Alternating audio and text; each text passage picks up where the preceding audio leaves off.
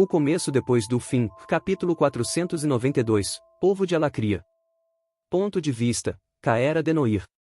Dei um tapinha nas costas do jovem antes de me afastar. O sorriso dele era grato, mas cansado, e com um leve toque de angústia. Ainda assim, ele sorriu. Era alguma coisa.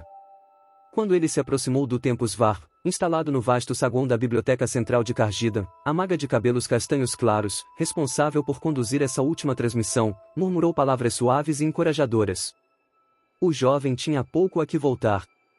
Era por isso que se sentiu confortável esperando tanto tempo para ser o último dos refugiados a retornar ao seu povo.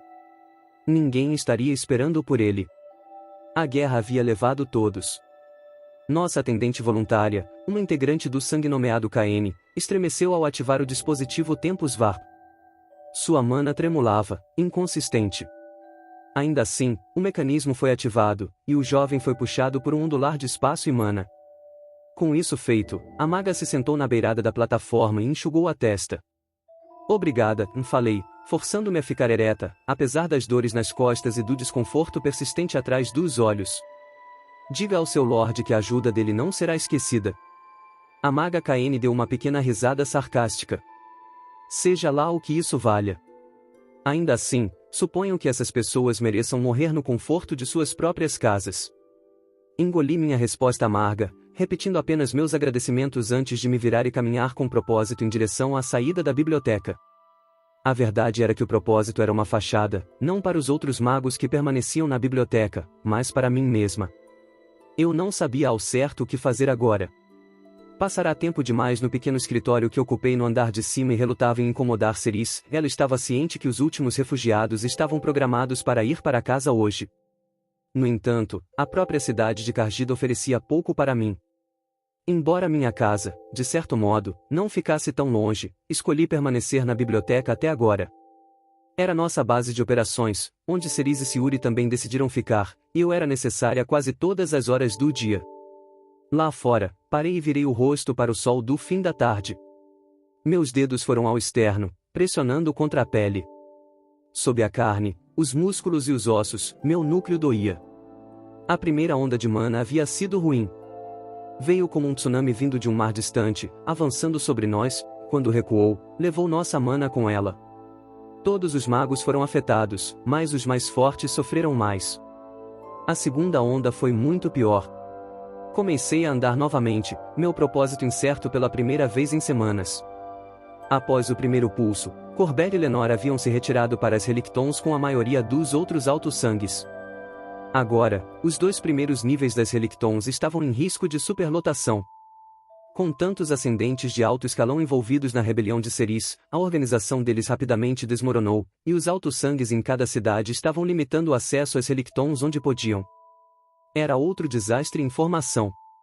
Enquanto ponderava sobre as últimas semanas e tentava direcionar meus pensamentos para as próximas, meus pés começaram a me levar para a propriedade de Noir. Apenas os guardas e servos que ainda não haviam fugido da cidade estavam lá, mas eu fazia questão de visitar a cada poucos dias. Também seria agradável dormir em um lugar mais confortável do que a maca no meu escritório. O segundo pulso de mana atingiu como uma lança no núcleo de cada mago em Cargida, já enfraquecidos pela batalha, aprisionamento, choque pela derrota de Agrone e o primeiro pulso de mana. Tempo e previsão nos permitiram preparar diversos elixires para aqueles em maior risco de sofrer as consequências, em especial os mais fortes e os mais fracos entre nós, o que deu a Ceris e Siuri uma forma de conter os piores efeitos. Isso os manteve vivos, pelo menos, mas, mesmo racionando os elixires apenas para aqueles em perigo de lesões permanentes ou morte, a cidade já estava ficando sem suprimentos. Pedi várias vezes para Ceris buscar abrigo nas Relictons, mas ela resistiu até agora. Assim que estiver bem o suficiente para viajar, voltarei para minha propriedade em Sesclar. O que restou dela, pelo menos. Ela disse com um sorriso distante. Além disso, preciso estar aqui quando Alaric retornar. Ainda estamos trabalhando nos detalhes de como transmitir as provas que ele encontrar. As redes de transmissão de Agrona estão em ruínas. No silêncio, eu sabia que a propriedade de Ceris não seria longe o suficiente. Relatos iniciais após o segundo pulso indicavam que ele tinha alcançado quase todo o continente. Apenas os pontos mais ao sul de Sesclar estavam seguros. O que significava que um terceiro pulso certamente atingiria cada mago em Alacria. Minha pele formigou com o pensamento. Mesmo assim, a maioria daqueles que não podiam acessar as Relictons estava fugindo para o sul. Os rios estavam abarrotados de embarcações, as estradas, de carroças, e era quase impossível acessar um Tempus Varp com tantos magos doentes e exaustos. Ceris sabia disso tão bem quanto eu, então essa conversa de retornar para sua propriedade era apenas uma distração. Eu havia experimentado em muitas ocasiões o quão orgulhosa ela podia ser. O restante da liderança de Alacria estava morto ou escondido. Ela mesma poderia ter ido para as Relictons ou até para Dicatem, mas permanecia encargida, o marco zero para o que quer que fossem esses ataques. Às vezes, quando não percebia que estava sendo observada, uma expressão estranha e focada tomava seus traços, como a de um minerador escavando rocha ou um estudioso absorto em um texto difícil. Ela estava pensando, teorizando, planejando. Para ela, planejar da segurança das Relictons enquanto os menos afortunados continuavam a sofrer aqui era fraqueza, não sabedoria. Chutei uma pedra no caminho. Ela quicou em um beco, assustando uma pequena besta de mana carniceira, que gritou irritada e fugiu. As ruas estavam quase desertas. Cruzei ocasionalmente com um guarda ou um servo não-mago, levando mensagens ou cumprindo tarefas para seus mestres acamados, mas era um contraste gritante com a habitual agitação de Cargida. Isso será um problema em breve também, reconheci ao passar por uma mercearia vazia e com as portas fechadas. O comércio estava acabado, a indústria paralisada. As fazendas distantes que alimentavam milhões de alacrianos nas cidades não conseguiam nos alcançar ou estavam acumulando seus recursos para suas pequenas comunidades. As Relictons eram como ilhas, com uma indústria no primeiro nível suficiente para sustentar sua população normal. Contudo, com tantos fugindo dos pulsos para lá, seus recursos logo se esgotariam também, forçando-os a retornar a Alacria ou a enfrentar zonas mais profundas em busca de sustento. Meus pensamentos continuaram girando, percorrendo os mesmos caminhos desgastados, até que cheguei à propriedade de Noir. Ela ainda estava de pé, inalterada, bem, talvez um pouco descuidada e desleixada, como um nobre que passou tempo demais sem cortar o cabelo. Ao me colocar diante do portão frontal desprotegido, olhando para ela, percebi a verdade, eu não queria estar ali. Corbett e Lenora haviam partido. Lauden se foi. O sangue estava dividido, despedaçado, em guerra entre si. Assim como o resto de Alacria, murmurei para a brisa. Em vez de descansar como pretendia, continuei descendo a rua, decidindo dar uma volta pela cidade para afastar meus pensamentos tortuosos. Minhas pernas e mente estavam exaustas quando acabei de volta na biblioteca, 3 horas depois. Após o caos de organizar todos os refugiados e soldados que retornaram de Dicatem, o pequeno grupo de atendentes e operativos sob o comando de Ceris fazia a biblioteca parecer ainda menos viva do que se estivesse completamente vazia. Eles mal prestaram atenção enquanto eu marchava, cansada, pela biblioteca até o escritório no segundo andar que estava ocupando.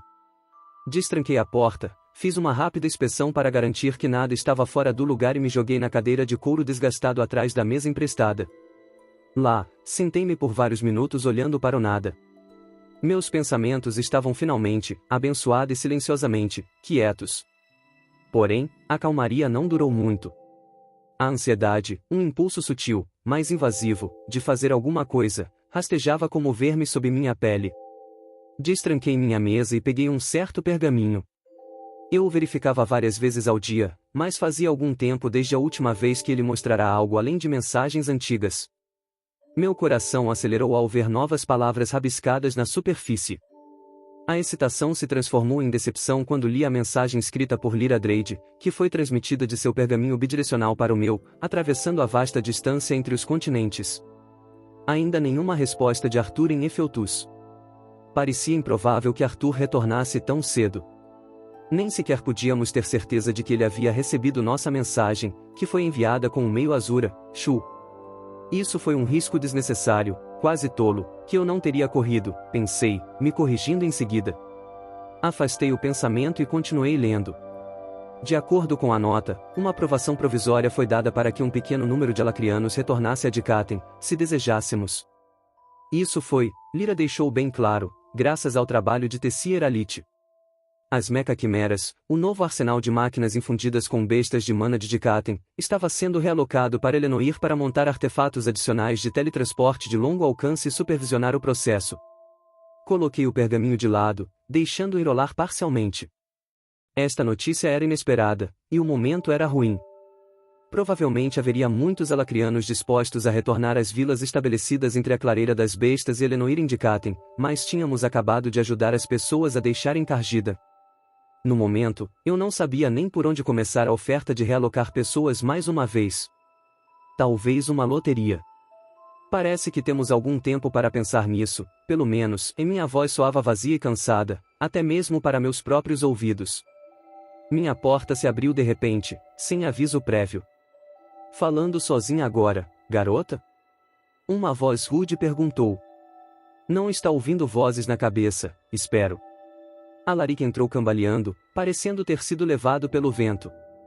Cerise, segurando a porta, entrou no escritório logo atrás dele. Minha mentora usava um vestido preto simples e confortável que flutuava logo acima do chão, dando a impressão de que ela mesma pairava sobre o piso polido. Nenhum sinal de cansaço ou aflição transparecia em suas maneiras ou feições. Levantei-me. Alaric. Você voltou. Meus olhos saltaram para Cerise. Foi bem-sucedido? De certa forma, resmungou o velho ascendente, caindo em uma cadeira do outro lado da mesa. Cerise acomodou-se em uma cadeira também, talvez o único sinal de fraqueza que demonstrou. Temos a chave para a gravação. Ela deslizou o pequeno pedaço de cristal entalhado pela mesa até mim. Ainda não assistimos. Seu olhar dirigiu-se apontando para um artefato de projeção sobre minha mesa. Meu coração disparou enquanto eu carregava o cristal de armazenamento e ativava a projeção. Alaric estendeu a mão e deixou sua mana fluir em uma série de pulsos que reconheci como uma chave de mana. Enquanto esperávamos a projeção se materializar, perguntei. E quanto ao instilador? Morto. Ataque cardíaco, pobre coitado. O grunhido que acompanhou de Alaric não expressava exatamente um profundo senso de pesar.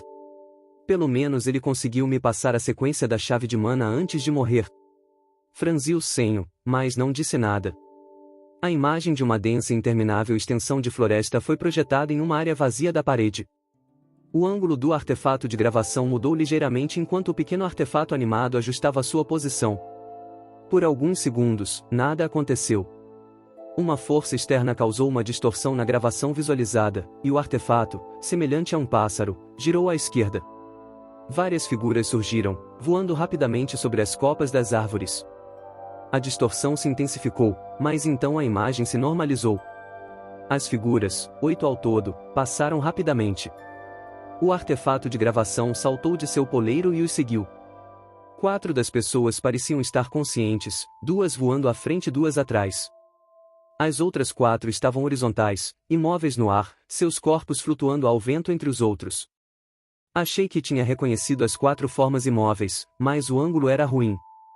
Bem, isso não vale nada, resmungou Alaric.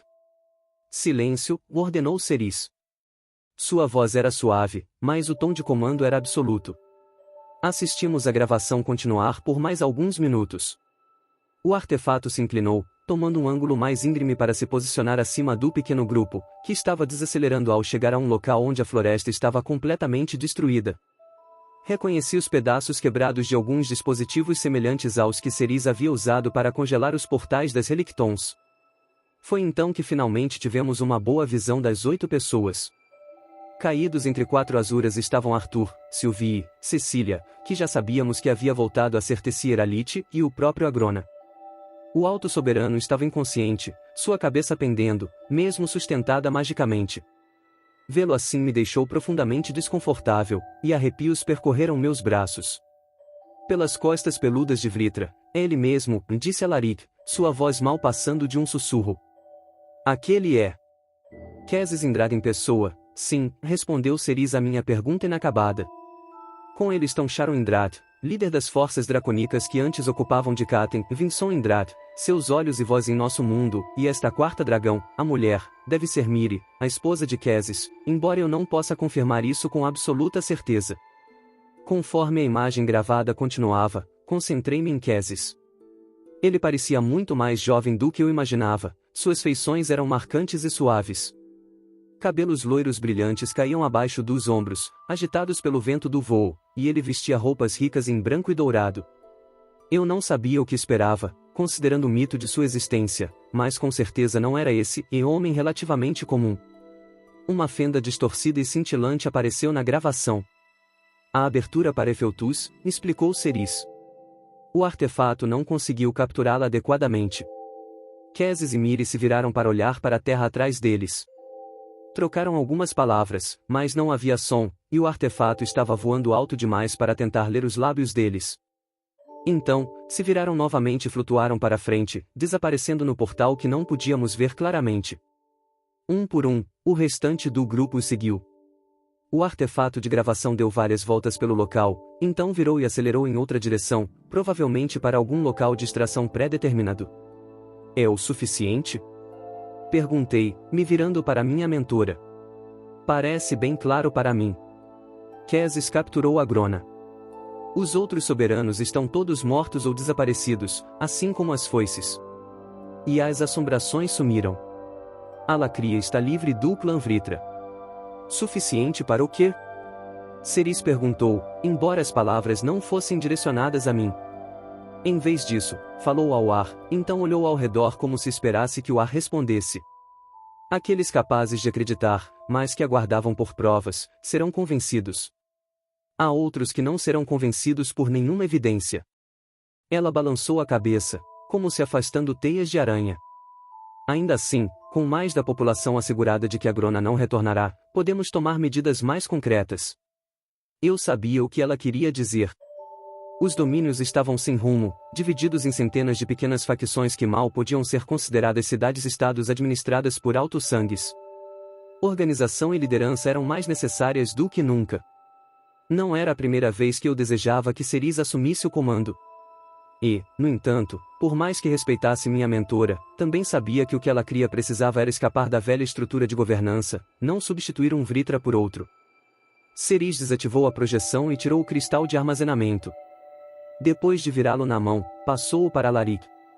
Certifique-se de que todos estejam prontos para a transmissão de emergência. Não alcançaremos todos os lugares, não com a bagunça em que as coisas estão, mas fizemos o melhor que podíamos. Alaric assentiu ao se levantar. Percebi como seu olhar ficou preso por um instante em um canto do escritório. Ele hesitou, congelando por um momento antes de limpar a garganta. De acordo. Todos estão prontos. O velho ascendente me deu uma piscadela cansada antes de sair. Observei-o com curiosidade e preocupação, mas os demônios que ele enfrentava eram só dele. Ceris e eu ficamos em silêncio por um minuto, talvez 2. Era difícil pensar em tempo quando o resto do meu cérebro estava tão cheio de pensamentos, alguns relevantes, outros bem menos. Foi minha mentora quem quebrou o silêncio. Você fez um bom trabalho, Kaera. Se ainda não disse, quero que saiba. Você lidou com essa transição, essas pessoas, da melhor maneira possível. Mordi minha bochecha enquanto olhava para cima, da mesa, para encontrar seus olhos. Ela estava com um cotovelo apoiado no braço da cadeira, a bochecha repousando na mão. Ela parecia, menor, de certa forma. Não exatamente diminuída, mas mais normal do que o habitual. Mais real, reconheci para mim mesma. Antes eu a via como algo além do humano, mas passamos tanto tempo juntas que não consigo mais vê-la como algum tipo de divindade. Em voz alta, disse apenas: Obrigada, Lady Ceris. Sei que não sou muito boa com pessoas, continuou Ceris. Seu olhar se deslocou, focando em algo no meio do vazio. Eu vejo problemas e soluções. A vida é uma série de ações tomadas para resultar em um resultado específico. As pessoas se tornam tarefas ou obstáculos. Ferramentas a serem usadas. Uma carranca escureceu meu rosto enquanto eu tentava entender o que ela estava me dizendo e por quê. As pessoas raramente gostam de ser usadas como ferramentas. Não, elas não gostam. Seu olhar permaneceu desfocado, mas suas sobrancelhas se uniram, formando uma linha fina entre elas. Seus lábios se apertaram em uma linha pálida. Você é diferente. Você enxerga as necessidades individuais dentro do quadro maior. As árvores dentro da floresta, por assim dizer. Eu hesitei, engolindo em seco e mexendo no pergaminho meio enrolado sobre minha mesa. Obrigado? Repeti, sem querer que as palavras saíssem como uma pergunta. Cerise acenou levemente, sem olhar para mim. A Lacria está em mais perigo agora do que jamais esteve. Apesar de todos os seus defeitos, nossos líderes Azuras, os remanescentes do clã de Basiliscos Vritra, nos protegeram dos outros, se não de si mesmos. Agora estamos fragmentados e expostos. Nossos magos estão fracos, nossa população aterrorizada. Reclinei-me na cadeira, cruzando os braços sobre o peito. Por isso você deveria estar nas Relictons, recuperando sua força e evitando os pulsos contínuos que drenam mana. Você presume que haverá mais. Lancei um sorriso irônico para minha mentora. Não banque a desentendida comigo. Com tanta mana sendo drenada? Algo que exige uma quantidade incrível de poder foi ativado nas montanhas presas do Basilisco, provavelmente no Taegrin Kaelum. A população aterrorizada que você mencionou foi transformada em uma bateria. Você sabe para que serve? Não tinha intenção de fazer essa última pergunta. Sempre esperei que Cerise soubesse mais do que me contava. Separar e ocultar era um jeito dela. Isso a havia mantido viva até agora, e, por extensão, aqueles como eu que a seguiam. Eu tinha certeza de que ela entendia algo mais profundo sobre esses pulsos, e normalmente não forçaria uma resposta além do que ela quisesse me contar. Contudo, eu estava cansada. E com medo. Ela olhou-me nos olhos e manteve meu olhar, tornando-se novamente de ferro, não mais pequena, mas como uma estrela brilhando diante de mim. Não, mas eu sei de outras coisas. A Grona tem milhares de anos, talvez dezenas de milhares. Ele tem a mente mais afiada e astuta de qualquer ser vivo que já conheci. Nunca o vi colocar-se em perigo. Entendi o que ela não conseguia dizer em voz alta. A derrota de Agrona foi tão repentina e completa, sem sequer uma luta de verdade. Era difícil para um velho soldado como Cerise aceitar. Levantei-me e caminhei até a janela atrás da minha mesa, olhando para o gramado oeste da biblioteca. Estava vazio, e onde não estava coberto pela vegetação, a paisagem tinha sido esmagada por tendas e colchões, ou revirada pelas centenas de refugiados que haviam passado por ali nos últimos dias. Tive que umedecer os lábios para falar, e fiz um esforço consciente para manter minha voz firme. Arthur nos deu essa chance. Mesmo que ele não possa estar aqui agora, sei que está nos defendendo de Efeltus. Não tenho dúvidas disso. Não podemos nos agarrar ao medo do nosso próprio passado. Temos que olhar para o futuro que podemos criar. O sorriso de Cerise foi quase audível, fazendo-me virar para encará-la. Como eu disse, você é diferente. Vamos precisar de... A porta se abriu sem aviso, e Alaric entrou, tropeçando. Tudo pronto. Vai sair para todo o continente, pelo menos onde for alcançável agora. Amanhã, será reproduzido em outro horário, e depois todos os dias, conforme necessário. Não será sem resistência, tenho certeza, mas, e ele deu de ombros e se jogou na cadeira. Reativei o dispositivo de projeção. Ele captaria imediatamente a transmissão de emergência quando começasse. Não demorou muito. A imagem se deslocou, mostrando as florestas da Clareira das Bestas. A imagem estava congelada e distorcida. Uma voz se projetou pelo campo telepático criado pelo artefato de projeção. Povo de Alacria. O alto soberano Agrona Vritra foi derrotado. A Alacria está livre. Foi isso. Uma mensagem simples para chocar e atrair a atenção. Outra seria emitida no dia seguinte, com a mensagem sendo atualizada e se tornando mais complexa e envolvente com o tempo, ajustando a mensagem conforme a resposta. Estávamos preparados para essa etapa antes mesmo de sabermos o que a gravação mostraria. Novamente, vi Agrona, Arthur e os outros sendo levados por Queses e seus dragões. A imagem parecia desacelerar e focar em Agrona quando ele apareceu, facilitando a identificação. O artefato de gravação decolou e seguiu, acelerando a sequência para chegar ao destino final mais rapidamente. Depois, desacelerou novamente quando a perspectiva permitiu uma visão melhor de Agrona. Não havia como escapar do fato de que Arthur estava na cena, mas sua presença seria explicada em mensagens futuras. A distorção da fenda ondulou pela imagem, e Queses e Miri se dissolveram nela. O corpo de Agrona se aproximou e... A imagem congelou. Eu estremeci quando um zumbido estático invadiu minha cabeça através do campo telepático. A distorção do portal não registrável começou a se espalhar pela imagem, como um pedaço de pergaminho em chamas, escurecendo no meio. Logo, a imagem inteira ficou preta e vazia. Que merda, o que aqueles idiotas? E as palavras de Alaric foram cortadas quando outra voz entrou em nossas mentes. Meus olhos se arregalaram e me virei bruscamente em direção a Ceris. Suas mãos estavam unidas na frente dos lábios, suas narinas se ampliando e suas pupilas dilatadas. Meu povo de Alacria, disse o barítono untuoso vindo da escuridão,